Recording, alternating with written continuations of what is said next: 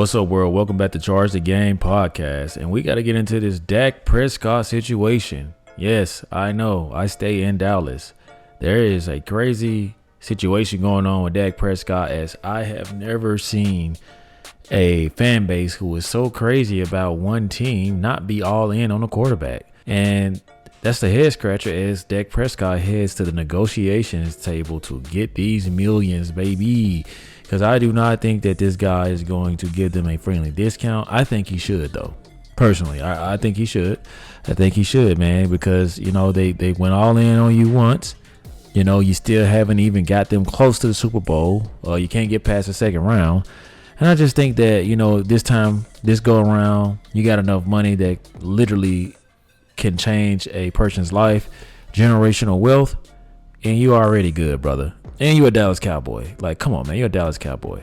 Let's get into this report from SI.com where it says, absolutely, Cowboys speak on Dak Prescott contract plan with caution and commitment.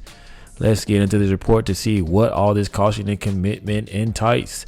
It goes on to say that it was more when we reported the Dallas Cowboy and Dak Prescott were ready to open negotiations on an extension as the MVP quarterback. First off, I don't think that it's fair for people to say MVP quarterback without a quarterback actually being the MVP. So first off, you guys are giving this guy more firepower when you do stuff like this. You see reports where they're calling me an MVP, you think I'm going to go down on my price? I'm an MVP quarterback. So when reports do stuff like this, man, it doesn't really help the Cowboys situation because they are so delusional that they're already labeling him as an MVP quarterback. And my thing is, you had MVP talent just this past season. Relax. Goes on to say the MVP quarterback is about to enter the final season of his current contract in 2024. Now, we all know that Jerry Jones is a guy that's pretty good at negotiating and doing business. However, I think in this situation, man, if I'm Jerry Jones personally, I'll let Dak play out this contract year. I'll also start to kind of let Trey Lance, wander out there and see what he can do. You know what I'm saying? Put him in preseason, put him in a few of these games.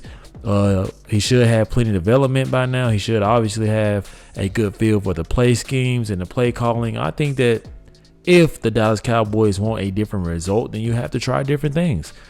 It goes on to say that now the Cowboys are in Indianapolis for the NFL Scouting Combine, and COO Stephen Jones was asked on Tuesday to address that and much more about a Dak deal. He pretty much characterized it and responded as confident but cautious. And I think that's the way to be. Confident you can get a deal done, but cautious with probably all of the details and just how locked in you want to be with Dak Prescott going forward, knowing the results you've gotten. And also being cautious because you got to pay CD Lamb and Michael Parsons. I mean, it is what it is. You have to do that. Our whole thing with Dak is him being a Cowboy. That's all that's on our mind. That's what Stephen Jones was quoted saying. Absolutely wants to craft an extension with his MVP quarterback. I'm sorry, I just keep laughing at that.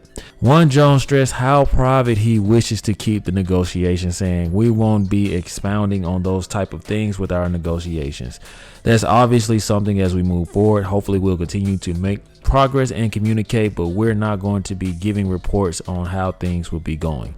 And that's the best thing you could do for an organization, especially when you see, every year a quarterback is going to reset the market. And, you don't really want to look at what another team is doing, but you also want to get out in front of this and get these type of things done because we already saw what the salary cap just did. It just spiked, about 20 to 25 million more, right? Or is it like 15 million, something like that? All I know is it's 200 and I think 25. Anyway, it's pretty up there. And I think that by the salary cap doing that, it gave them more negotiating room to wiggle and work with. So we'll see, man. Dak Prescott, man, he has been known to do business his way, and he doesn't really buy into the whole Cowboy discount thing.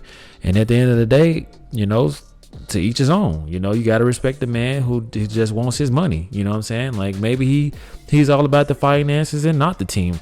I think that he's about the team, but every player is going to be me. That's just the name of the game. You don't know how long this thing can go on. You can be injured. You can have a career-ending injury at any point in your life, and you just never know. So you definitely want to make sure that you're doing your due diligence and getting as much as you can out of this bad boy. However, every quarterback don't play for the Dallas Cowboys. Dak Prescott. Oh my goodness. You mean to tell me if you shave 10 mil, think about it, 5 or 10 mil less off your deal, you wouldn't get that in endorsements? Come on, man. Like, come on. That's just me. You know what I'm saying? But hey, every man wants his money. I'm all for a brother at that getting his money. So hey, do your thing. With a deadline of sorts of March 13th to be cap compliant, and with a move on Dak's present $59.4 million cap hit, the motivation for eventual change, what is the way besides an extension? That's nothing to smirk at. 59.4, that's a huge percent of that salary cap, man. And that's what they are looking at. So Dak Prescott has all of the keys in his hand. And so far they have two options. Option one, stick with the original plan and believing in Dak and giving him an extension. Maybe, I like how they put in believing in Dak, and giving him an extension maybe worth $60 million. That would make him the highest paid player in NFL history, but one that would also provide Dallas with $20 million of cap room. The second option is let it ride, leaving that $59.4 million, as it would be crippling in the terms of roster building because it wouldn't provide the aforementioned cap room. But if there is a distrust of what Prescott is a QB, wow, just like Coach Mike McCarthy. And that's messed up, man, because I actually like Mike McCarthy. I don't think that he's a lame duck coach. I think that the media has done a great job of doing that and painting this guy out to be a bust. I think that Mike McCarthy has potential. I think that the team is finally buying into him.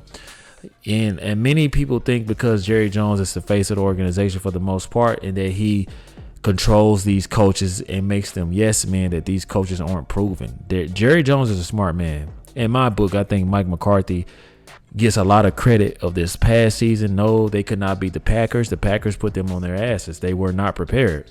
And based off how the season ended for a lot of football teams, I would have to say that Mike McCarthy has my respect, man.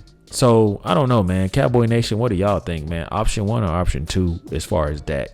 I probably think that it's option two for most Dallas Cowboy fans. As the Dallas Cowboy fans I talk to, man, they just seem to not have that respect for Dak Prescott, man. They just don't like him.